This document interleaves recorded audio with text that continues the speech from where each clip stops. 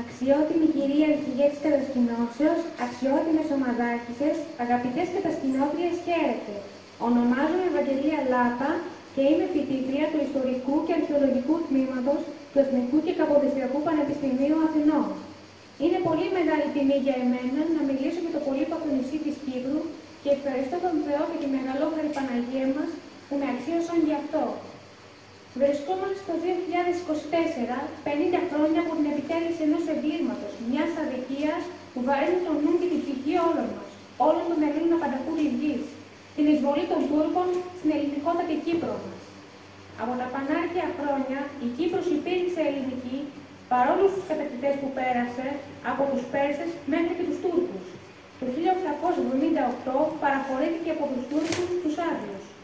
Ωστόσο, οι Έλληνες της Κύπρου δεν έπαψαν να αποθούν και να αγωνίζονται για την απελευθέρωση και την ένωση της Κύπρου με τη μητέρα Ελλάδα.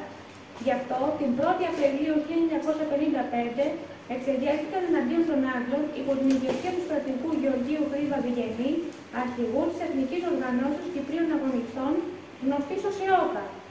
Έτοιμά τους ήταν η ένωση με την Ελλάδα. Τον αγώνα της ΕΟΚΑ όμως τερμάτισαν τα πρωτόκολλα Ζηλίκης και Λονδίνου το 1959, συνθήκες συμφωνίας των μεγάλων δυνάμεων, βάσει των οποίων κατοχυρωνόταν η ανεξαρτησία της Κύπρου. Ανεξαρτησία σήμαινε να έχει η Κύπρος την δική της διοίκηση, δίχως να εξαρτάται ή να επηρεάζεται από κυριαρχία άλλου κράτους. Ωστόσο, ως όρος της ανεξαρτησίας της, ετέθη απαγόρευση εξενώσεώς της με τη μοιραία Ελλάδα. Μεταφερόμαστε τώρα στην δεκαετία του 1960 και στην Ελλάδα που επικρατούσε πολιτική αναταραχή και αστάθεια. Η μία κυβέρνηση διαδεχόταν την άλλη σε μικρό χρονικό διάστημα, ενώ επικρατούσαν αναταραχές και αναρχία στους δρόμους. Η κοινωνία αιμορραγούσε. Αυτό είχε ως αποτέλεσμα την ανατροπή οποιασδήποτε προσπάθειας μιας ελληνικής κυβερνήσεως για ένωση της Κύπρου με την Ελλάδα. Αυτή την έκρηκτη κατάσταση τερμάτισε το στρατιωτικό κίνημα της 21ης Απριλίου 1967 με αρχηγό τον συνταγματάρχη Γιώργιο Παπαδόπουλο. Από την πρώτη μέρα η κυβέρνηση που σχηματίστηκε ανάμεσα στους στόχους της περιέλαμβανε και την επίτευξη της ενώσεως της Κύπρου με την Ελλάδα. Δεν άργησαν όμως να εμφανιστούν νέα εμπόδια στην πολυπόθητη ένωση. Ο τότε βασιλιάς των Ελλήνων Κωνσταντίνος, με τη σύμφωνη γνώμη των Αμερικανών και εν αγνία της ελληνικής κυβερνήσεως, συνεννοήθηκε με τον πρόεδρο και αρχιεπίσκοπο του Κύπρου Μακάριο και τον αυτοεξόριστο στο Παρίσι πρώην Πρωθυπουργό Κωνσταντίνο Καραμαλή να προκαλέσουν μια τεχνητή, δηλαδή μια σκόπιμη κρίση στην Κύπρο, προκειμένου να φέρουν Ελλάδα και Τουρκία στα πρόθυρα του πολέμου και με αυτόν τον τρόπο να αναφερθεί το στρατιωτικό καθεστώς της 21ης Απριλίου στην Ελλάδα. Σημειώνουμε ότι ο Καραμαλής ήταν ανέκαθεν αντίθετος σε κάθε προσπάθεια υπέρ της ενώσεως. Στις 14 και 15 Νοεμβρίου 1967 διεξήχθη στην Κύπρο επιχείρηση εκαθαρίσεως του λάμου περιοχής του Φίνου Αγίου Θεοδόρου υπό την ηγεσία του στρατηγού Γεωργίου Γρήβα Βιγενή, ο οποίος και παντελή άγνοια για τα διαδραματιζόμενα στο παρασκήνιο γεγονότα. Η τεχνητή κρίση του Σκοφίνου φυσικά είχε ως επακόλουθο την αντίδραση των Τούρκων, οι οποίοι ζήτησαν την ανάκληση από την Κύπρο της λεγόμενης ελληνικής μεραρχίας, όπως επίσης και του στρατηγού Γρήβα. Ο τελευταίος επέστρεψε στην Αθήνα κατόπιν εντολής αποφάσεως του βασιλέως. Θα αναρωτηθείτε, τι ήταν αυτή η μεραρχία? Ήταν μια δύναμη 7.228 ανδρών που είχε σταλεί μυστικά στην Κύπρο 3 χρόνια πριν το κίνημα της 21ης Απριλίου από τον τότε Υπουργό Εθνικής Αμήνης εν αγνία της τότε ελληνικής κυβερνήσεως. Από τις 17 μέχρι τις 26 Νοεμβρίου 1967 συνεκλήθησαν αλληλπάλληλα υπουργικά και πολεμικά συμβούλια και κυβερνητικές συσκέψεις υπό την προεδρία του Βασιλέως με θέμα το τουρκικό τελεσίγραφο. Η Ελληνική Κεντρική Υπηρεσία Πληροφοριών, σημερινή ΕΕΠ, έδωσε την πληροφορία ότι η Τουρκία παραπλανούσε με απειλή εισβολή στην Κύπρο, ενώ πραγματικός στόχος της ήταν η κατάληψη 3 νήσων του Ανατολικού Αιγαίου και ο ταυτόχρονος αεροναυτικός αποκλεισμός της Κύπρου. Η επίτευξη των ανωτέρων θα της επέτρεπε να επιβάλλει τους όρους της στο Κυπριακό από θέσεις ισχύως. Δηλαδή, θα μπορούσε να επιβάλλει δικοτόμηση της Κύπρου ή τίποτα χειρότερο. Μπροστά σε αυτή την κατάσταση, ο βασιλιάς αποφάσισε να ανακληθεί η ελληνική μεραρχία. Αξίζει να σημειωθεί ότι ο Γιώργος Παπαδόπουλος προσπάθησε και επέβαλε να παραμείνουν μυστικά στην Κύπρο όλοι οι αξιωματικοί οι οποίοι εντάχθηκαν στην εθνική φρουρά, στον Κυπριακό τακτικό στρατό δηλαδή. Επίσης, παρέμενε και ο βαρύς οπλισμός της Μεραρχίας, ο οποίος εξόπλιζε την εθνική φρουρά εκτός από 34 άρματα μάχης αμερικανικής προελεύσεως. Ακόμη διατηρήθηκαν πληρωματικά και εφόδια για αγώνα 20 ημερών. Εν τέλει, έγινε η εικονική απόσυρση της Μεραρχίας. Βεβαίως όμως, η Κύπρος δεν αφέθηκε ανοχήρωτη. Το Φεβρουάριο του 1968, ο Γιώργος Παπαδόπουλος, ως Πρωθυπουργός της Ελλάδος, εκενίωσε το επιτελικό σχέδιο Ελληνική Δύναμη Κύπρου ΕΛΔΙΚ 3.1, που προέβλεπε συνεχείς μυστικές αποστολές ελλαδικών στρατιωτικών στην Κύπρο, με ειδικότητες καταδρομών, διαβιβαστών και κερδοφορτισμένων που στελέχωναν μονάδες της ελληνικής φρουράς και πλαστά κυπριακά διαβατήρια. Μέχρι τις 18 Σεπτεμβρίου 1972, χάρη σε ενέργειες της ελληνικής κυβερνήσεως, η εθνική φρουρά κάλυπτε με ασκήσεις όλους τους χώρους πιθανής τουρκικής αποβάσεως. Η Ελλάδα, που μέχρι ώρας χρησιμοποιούσε απαρχαιωμένα οπλικά συστήματα, ξεκίνησε έναν μεγάλο πανεξοπλισμό των ενόπλων δυνάμεων, προκειμένου να εξωδιαφυλάξει τη δική της ακεραιότητα αλλά και της Κύπρου. Έγιναν παραγγελίες πολεμικού υλικού που χρηματοδοτήθηκαν από τον δημόσιο προϋπολογισμό. Οι κυριότερες από τις παραγγελίες αυτές ήσαν 4 υποβρύχια γερμανικής κατασκευής, 8 πυραυλάκια της γαλλικής κατασκευής, 36 αεροπλάνα μαχητικά Phantom 4 αμερικανικής κατασκευής, 200 μέσα άρματα μάχης AMH-30 γαλλικής κατασκευής, 40 αεροπλάνα μαχητικά Mirage 3F1 γαλλικής κατασκευής, 60 αεροπλάνα μαχητικά βομβαρδιστικά Α7 Corsair και 18 μεταφορικά αεροπλάνα C-130 αμερικανικής κατασκευής. Σας αναφέρω αυτά τα οπλικά συστήματα, γιατί τα περισσότερα από αυτά υπηρετούν ακόμα και σήμερα τις ένοπλες δυνάμεις μας. Από το 1973 η Ελλάδα διέθετε για πρώτη φορά πλέον όλες τις προϋποθέσεις για να ενώσει την Κύπρο και να αντιμετωπίσει επιτυχώς μια ευρύτερη ελληνοτουρκική σύραξη. Στις 22 Οκτωβρίου 1973 συντάχθηκε ένα σχέδιο αμήνης Κύπρου με την κωδική ονομασία Αφροδίτη 1973, με το οποίο η Ελλάδα θα βοηθούσε την Κύπρο σε περίπτωση εισβολής της Τουρκίας. Αυτό το σχέδιο όμως δεν θα εφαρμοστεί ποτέ.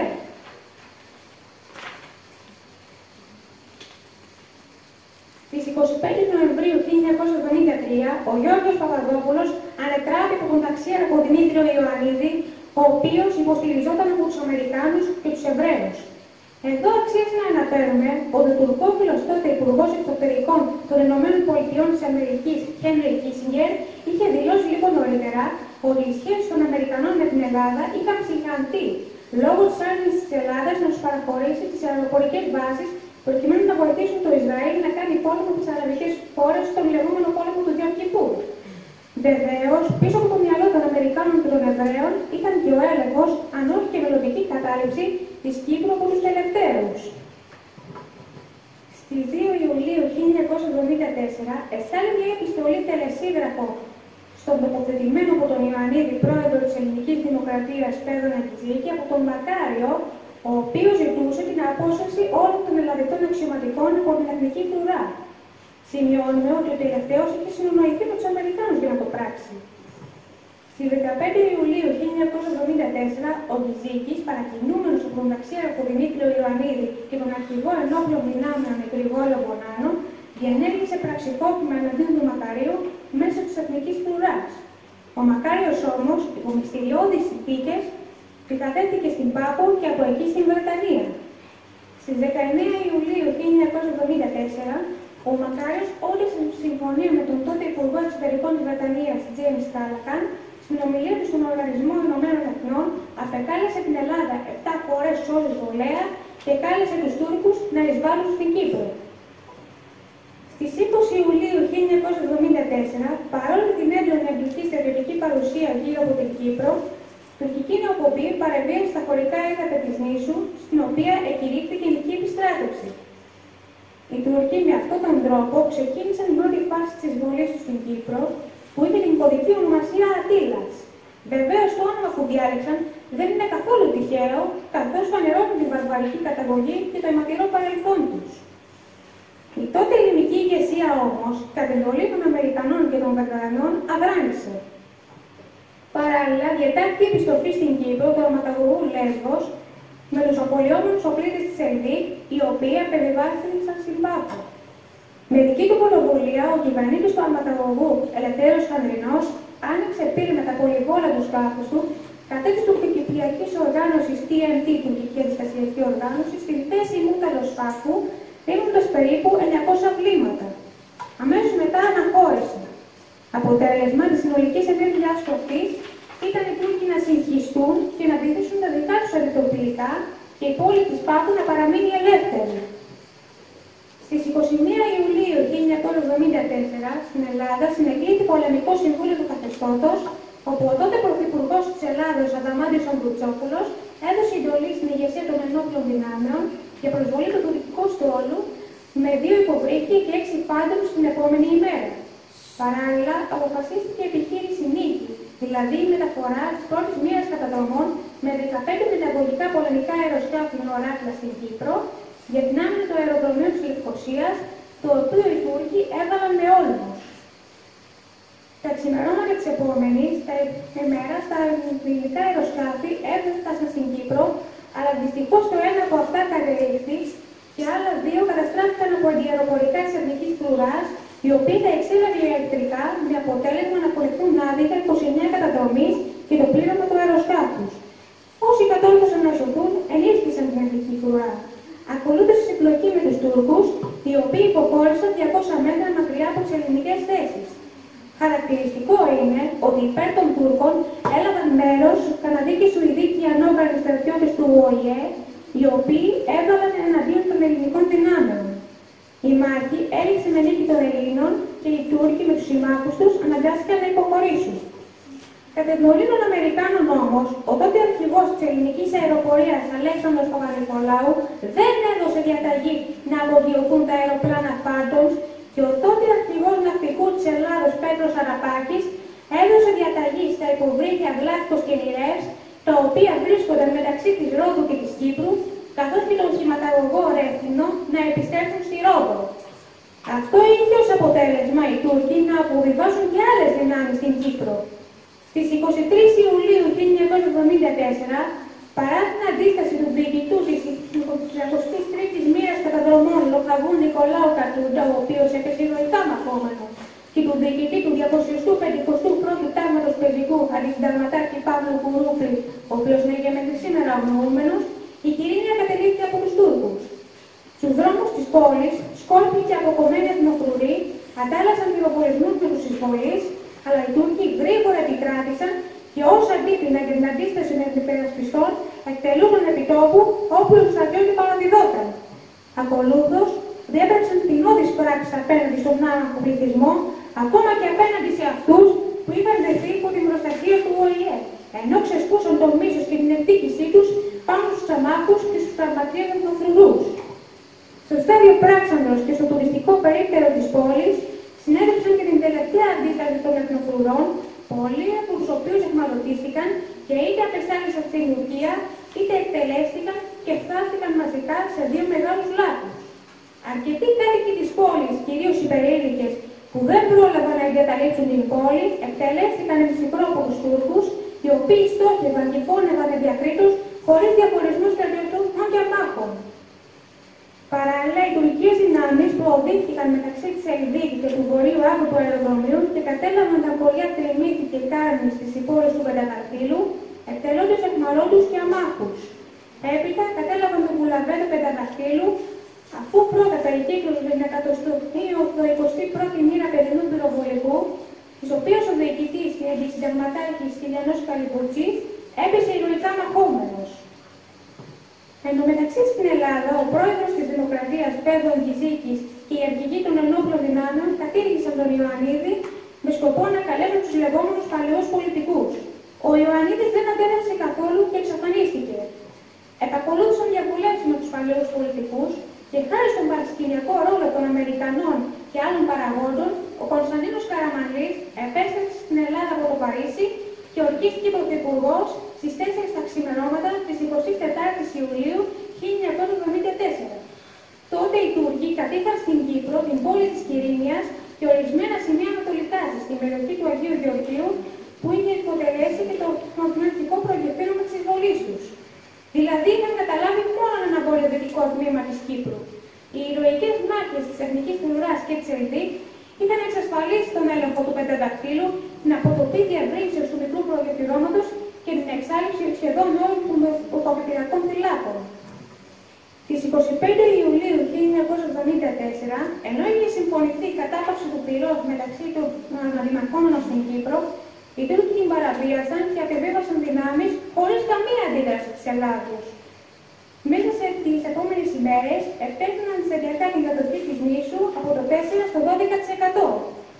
Στις 8 Αυγούστου 1974, παρά τις ηρωικές μάχες της Ελβίκ και της Εθνικής Φρουράς, οι Τούρκοι προωθήθηκαν στην λεγόμενη πράσινη γραμμή, που μέχρι και σήμερα χωρίς την ελεύθερη Κύπρο πατεκατεγόμενα. Στις 14 Αυγούστου 1974, η Τουρκία εξαπέλυσε φανερά δεύτερη εισβολή στην Κύπρο με την κωδική ονομασία Αττίλα II. 800 Έλληνες και Μαρονίτες εγκλωβίστηκαν στη Χερσόνησο της Καρπασίας. Στις 15 Αυγούστου 1974, οι Τούρκοι, χάρη στη συνδρομή των Άγγλων, περικύκλωσαν την Εθνική Φρουρά και κατέλαβαν την Αμόχωστο. Στην Λευκοσία, οι Τούρκοι δεν κατόρθωσαν να προχωρήσουν, ενώ στο στρατόπεδο της Ελβίκ υπέστησαν σε μερικές απώλειες. Την Δυτική Λευκοσία την υπερασπίστηκε ηρωικά το 236ο τάγμα Εχθόδου Ξαμοχώστου με διοικητή του Ελλαδίτη ταγματάρχη πεζικού Δημήτριο Ελευρομάγειρο, συνεπικουρούμενο από το 211 τάγμα πεζικού, το οποίο κράτησε τους Τούρκους στα όρια της πράσινης γραμμής. Μάλιστα, πολεμώντας ηρωικά για 3 ημέρες, οι Έλληνες κατόρθωσαν να σώσουν από την καταστροφή και τα φυλακισμένα μνήματα, όπου βρίσκονταν και βρίσκονται ακόμα οι τάφοι των ηρώων της ΕΟΚΑ.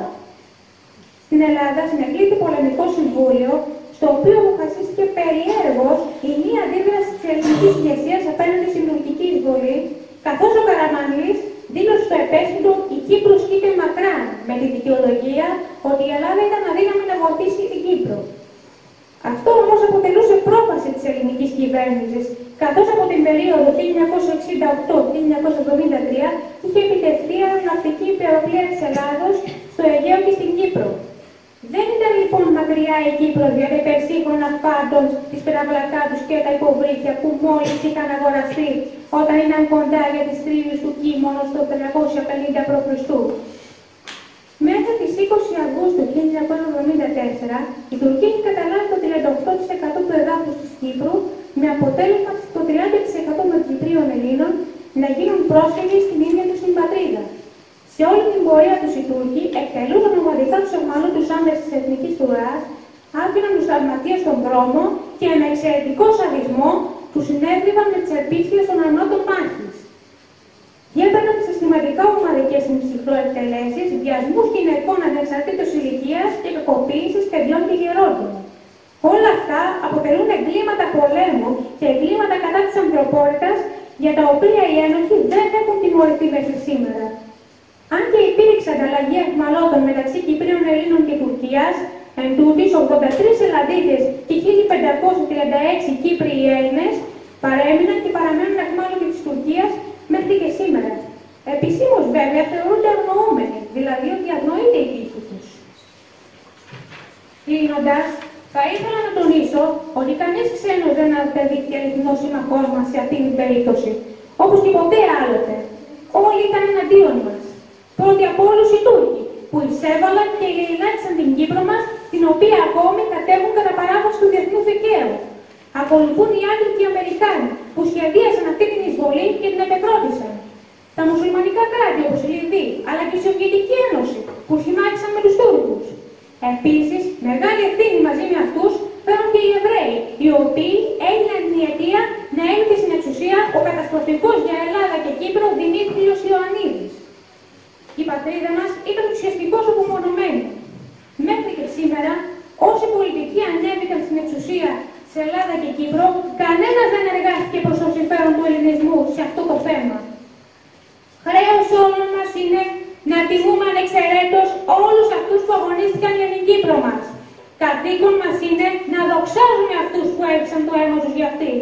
Και βέβαια στόχος μας, βαθιά γραμμένος μέσα στην καρδιά μας, πρέπει να είναι και θα είναι η απελευθέρωση και η ένωση της Κύπρου μας με την μητέρα Ελλάδα.